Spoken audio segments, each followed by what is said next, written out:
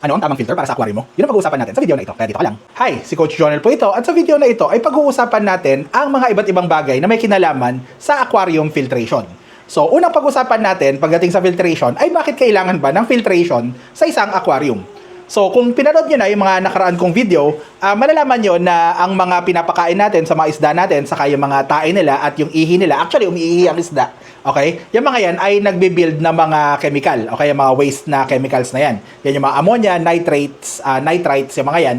So, yung mga chemical na yan, yung mga waste na yan, ay nagbe-build up lang sa tank dahil nga isa itong closed na environment. So, dumadami ito ng dumadami hanggang makalason na sa ating mga isda.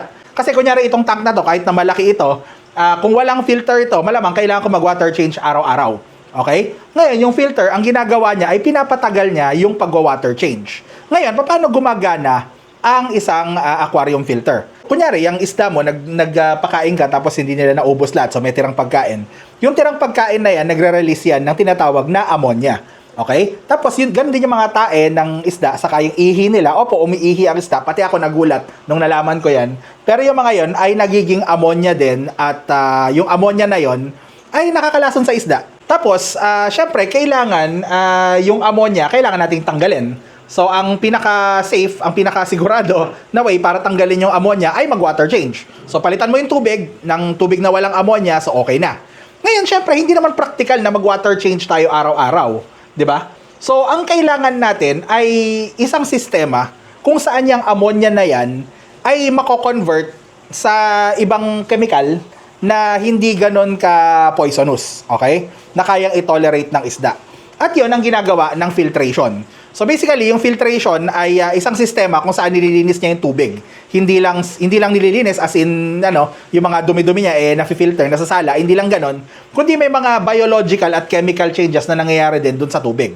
Kunyari, ito na lang basic ng ammonia cycle, okay, ng ammonia hindi ko na ipag-usapan natin sa ibang video na mas maayos, okay? Pero sa filter natin, ang nangyayari diyan, yung ammonia ay napupunta dun sa filter. Tapos, yung ammonia, kino-convert ng mga bacteria, may mga tinatawag tayong beneficial bacteria.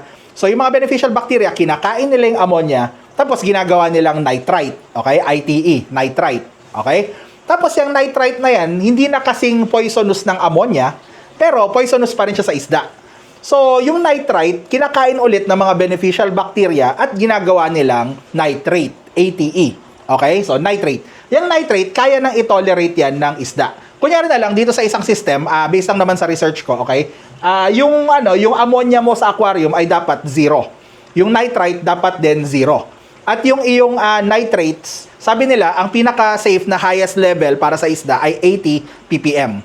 So ibig sabihin, pwede mong hindi palitan yung tubig ng aquarium mo hanggang hindi siya umaabot sa unsafe na level na 80 ppm kung yun ang gusto mong basehan, 80 ppm, okay? Ngayon, para magawa yun, syempre, yan, doon papasok ang filtration. Ngayon, na-discuss ko na lahat yan. Ang next na topic dito na kailangan natin pag-usapan ay yung mga iba't ibang general forms ng filtration. Okay? Hindi ito yung mga kung anong type ng filter, kundi yung mga form nila. Okay? May tinatawag na mechanical filtration, may tinatawag na biological filtration, at may tinatawag na chemical filtration. Yung mechanical filtration, yun lang naman yung pagsasala. Yung kunyari, merong spaghetti, nagpakulo ka ng spaghetti, tapos gusto mong tanggalin yung tubig, so ilagay mo siya sa isang strainer, di ba, matatanggal yung tubig, tapos may iwan yung spaghetti. So yun, mechanical filtration yun. Tinatanggal mo lang yung mga pira-piraso dyan sa tubig. Okay? Usually, mechanical filtration, nauuna yan. Okay? Dito sa filter ko, actually, nauuna yung biological. May mechanical filter dyan. Di ko lang kung napapansin yung kulay blue, konti lang. Okay, usually yung mga mechanical filter na yan in the form of yung mga wool, yung mga filter wool, yung mga kulay puti na bulak na mga sheet, o kaya yung mga Japanese mat. Okay, yung mga Japanese mat, yung kulay blue na yan. Ganun din, parang mga sponge sila, yung panglinis ng kaldero, parang ganun yung itsura. So, di ba, sala sila, dadaan doon yung tubig, kung may piraso ng pagkain o tae, so may iwan sila doon sa filter, tatagos yung tubig. Mechanical filtration. Ang next naman ay yung tinatawag na biological filtration. At yun yung pinaka-common na makikita natin sa lahat ng mga aquarium. Hindi ka pwedeng mag-aquarium na walang biological filtration. Okay? Mechanical pwede mong tanggalin, pero biological kailangan meron 'yan. Okay? So, yung biological filtration, makikita niyo diyan, hindi ko alam kung napapansin niyo, pero may mga parang bato-bato. Okay, tanggalin natin 'tong mga nakaharang na 'to. Okay, and makita niyo merong mga bato-bato dyan, tapos may halaman ako dyan. So yung mga bato-bato na yan, ang tawag dyan ay filter media. Okay, may iba-ibang klase niyan, pag-uusapan natin sa ibang video. Pero, yung mga ano na yan ay binabahayan ng mga beneficial bacteria na tinatawag ko kanina. Di ba kung maalala niyo, meron yung mga kumakain ng ammonia, tapos ginagawang nitrite, tapos nitrate. So yung mga biological media na yan, okay, ay babahayan ng mga bacteria. Okay, kahit yung puti na yon, okay, yung puti na yon, ano rin yun, biological, binabahayan ng mga bacteria yon. Actually, pati yung mechanical filter naman, lahat naman, pati itong pader ng tank, yung ano, lahat ng surfaces dyan, pati mismong balat ng mga isda, merong mga bacteria dyan, okay? Pero syempre, kulang yan lang para dun sa, para dun sa bacteria. So, kailangan mo ng biological media, yung mga yan, yung mga filter na yan, dyan nagbabahay yung mga bacteria para makain nila yung ammonia. So, syempre, kailangan sapat yung sapat yung biological media mo para dun sa bioload. So, mamaya pag-uusapan natin yan, okay? Pero, yun nga, yun yung biological. So, pagbabahay ng mga bacteria na nagko-convert ng ammonia papunta sa nitrate. Number 3 na klase ng filtration ay yung chemical filtration. So, yung chemical filtration, direkta na. Parang, kunyari, yung mga uling, okay, yung activated charcoal na makikita nyo dyan, kunyari, nagre-research kayo. Meron yung mga tinatawag na activated charcoal na filter, yung mga itim na uling, basically, na maliliit. So, yung mga yun, chemical filtration. Saka yung mga, may mga products na direktang natatanggal yung nitrates, yung mga may brand na mga bagay. So, yung mga yun kasi, kaya chemical filtration yung tawag. Kasi, parang talagang, may chemical na ganito, tapos, parang i-neutralize nila yung chemical, parang gano'n, papalitan nila yung chemical na yun, o lalabanan nila yung chemical. Basta mapapalitan yung, yung chemical composition nung tubig. Okay? Kunyari, yung na yun, yung activated charcoal na yun, okay? So, pagka meron ka nilagay na gamot dito sa tank mo, kunyari, naggamot ka ng mga isda mo, pag kumuha ka ng activated charcoal na nag-absorb ng mga chemical na yon, so yung gamot pwedeng mawalan ng bisa kasi hihigupin siya, tatanggalin siya sa tubig nung na yon, nung mga activated charcoal. Tapos pag kumuha ka ng mga, kung di ako nagkakamali, mga Seachem, so kung may nitrates ka pag nilagay mo, matatanggal yung nitrates mismo sa tank. So hindi ako masyadong familiar sa mga products na yun, pero yun ang chemical filtration. So for the most part, ang kailangan lang naman talaga natin ay mechanical saka biological filtration. Okay? Kailangan lang nating tanggalin yung mga piraso ng tae at pagkain para hindi na sila magkalat doon sa tank. Tapos, kailangan natin ng biological filtration para matanggal yung ammonia, ma-convert into nitrates para hindi tayo kailangang mag-water change araw-araw. Ang next na kailangan nating pag-usapan tungkol sa filtration ngayon ay yung mga types ng filter. So, ang pinaka-common na makikita nyo ng mga filter, lalo sa mga shop, sa mga pet shop, ay yung ganito. So, meron pa dapat plastic na ganito to eh. Pero ito ay tinatawag na sponge filter. So, simple lang ang sponge filter. So, itutusok mo rito yung yung air, yung airline mo, yung kumbaga yung hangin, di ba? Yung air pump, yan, didirekta mo rito. Tapos, kung makikita nyo, dito sa loob niya, okay, may mga karugtong yan, parang ganon. So, dadaan yung tubig dito, okay? Tapos, mula dito sa loob, so, yung bula niya, lalabas pa ganon, di ba? So, habang lumalabas yung bula, syempre, yung tubig na pupush pataas. So, ang effect, papasok yung kung may sponge na to, okay? So, lagyan natin ng sponge, okay? So, papasok yung tubig dito, dahil dun sa action ng tubig na pataas, tinutulak yung tubig pataas, okay? So, papasok yung tubig dyan sa sponge, tapos lalabas sa taas. So, tapos, syempre ito, form na rin ito, magkasama na dito yung, yung mechanical saka biological filtration. Kasi parang nasasala na yung dumi dito. Tapos, yung mga bacteria tumitira din at the same time dito sa mga to. So, tapos lalabas yung tubig na malinis. So, itong mga ganito ay slow na types ng mga filter, okay? Hindi pa ako nakita ng mga sponge filter na kaya yung malalaking aquarium. Kasi itong mga ganito usually pang maliliit na aquarium na may maliliit lang na bioload. May bioload pag-uusapan natin mamayang konti. Pero yun nga, kung maliit lang naman yung aquarium mo tapos konti lang yung isda, so, pwede na yung ganito. Okay? Okay na yung tinatawag nating sponge filter. Ngayon, meron din yung mga iba pang klase ng mga air-activated o something na filter. Yung mga, meron ako dito pero hindi ko mapakita, hindi ko makukuha. Pero basta yung mga meron pang mga version niya, yung may mga bato-bato sa loob. Tapos may design pa na kung ano. Tapos meron din yung mga may makina na na parang higupin niya yung tubig paloob tapos So yun yung mga yun yung mga iba't ibang versions I guess ng sponge filter. Internal filter yon mostly yung tawag sa mga ganon, okay? Tapos pupunta naman tayo sa mga external filters. So ang makikita nyo rito, ang pinakauna kong gustong ituro sa inyo ay yung sump. Okay, ang tawag dito sa filter ko dito sa taas ay sump filter.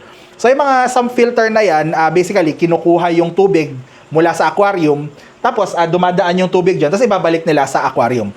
May mga iba't ibang klase ng sump. Ang tawag dito ay overhead sump kasi nasa taas siya ng aquarium.